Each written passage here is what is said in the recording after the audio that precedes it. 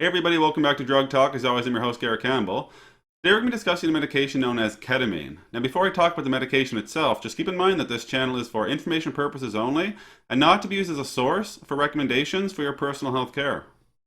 So ketamine is a rapid-acting general anesthetic. Its pharmacological effects produce analgesia, smooth muscle tone, cardiovascular and respiratory stimulation, and transient respiratory depression. Now, in terms of indications for use, like I said, ketamine is indicated to be used as a general anesthesia. It can be used for the induction of anesthesia before other general anesthetic agents are given. And it can also be used for procedural sedation. Before somebody was to use or be given ketamine, there are some contraindications that they must clear, as well as some precautions and warnings that they should be made aware of. It would be contraindicated in patients who have conditions where a high raise in blood pressure would be hazardous. And it would also be contraindicated in patients who have a hypersensitivity to ketamine or any other component of the formulation. Now, in terms of precautions, it should be noted that rapid IV administration, so given over a time of less than 60 seconds, may put the patient at an increased risk of experiencing respiratory depression or apnea. We would want to use this medication cautiously in patients who have high blood pressure or hypertension, so more strict monitoring would be recommended in these patients.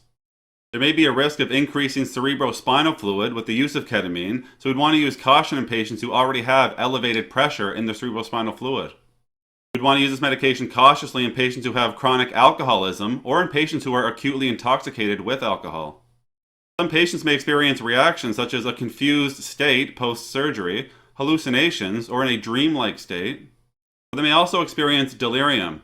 These side effects or reactions may last for several hours. These would be less likely to occur in elderly patients over the age of 65, in patients who get the medication intramuscularly, or in patients who have used ketamine in the past. And lastly, you would also want to supplement with agents that block visceral pain if visceral pain pathways are a part of the surgery. Now, once somebody has cleared the contraindications and is made aware of the precautions and warnings, and they're going to receive ketamine, they may receive their dose intravenously or intramuscularly. If somebody is using this medication as a general anesthetic, during the induction phase, they may use 1 to 4.5 milligrams per kilogram given intravenously as a single dose. Generally, 2 milligrams per kilogram is the amount that usually would give 5 to 10 minutes of general anesthesia. If they are given the medication for general anesthesia intramuscularly, they may use 6.5 to 13 milligrams per kilogram. General rule of thumb here is that 10 milligrams per kilogram as a dose would give about 12 to 25 minutes of surgical anesthesia. And then for maintenance therapy, 1/2 of the induction dose or the full induction dose may be repeated as necessary. If somebody was using ketamine to treat acute pain, they would typically receive intravenously 1 milligram per kilogram per hour if they were in a setting without intensive monitoring. Now, as with all medications, there are some side effects or adverse reactions that patients may experience while using ketamine, so I'll go over some of those here now. Some patients may experience hypertension or high blood pressure, while others may experience tachycardia or a rapid heart rate. About 12 to 50% of patients may exhibit some psychiatric signs or symptoms when they come out of surgery. Now, some more serious side effects would be bradyarrhythmias, cardiac dysrhythmias, hypotension or low blood pressure. They may also experience apnea or a laryngeal spasm.